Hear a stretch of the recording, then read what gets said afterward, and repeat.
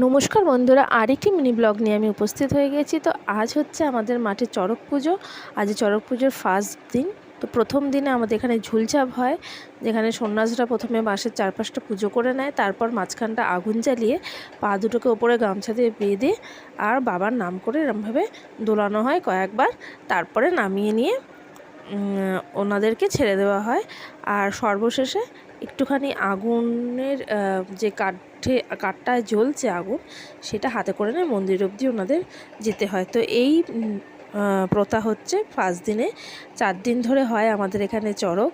যেদিনকে মেন চড়ক সেদিনকে দুবার ধরে ফল চাপ হয়। তো একটা সন্ন্যাসীর হয়ে গেছে, এরপর পরপর এরকম একটা করে সন্ন্যাসী এরকম করে বাঁধবে আর এরকমভাবে ঝুলবে। তো আমাদের এখানে এবারে 20খানা সন্ন্যাসী হয়েছে, 13টা ছেলে আর বাকি হচ্ছে মেয়েরা হয়েছে। মেয়েরাও এইভাবে করে না, মেয়েরা যা শুধুমাত্র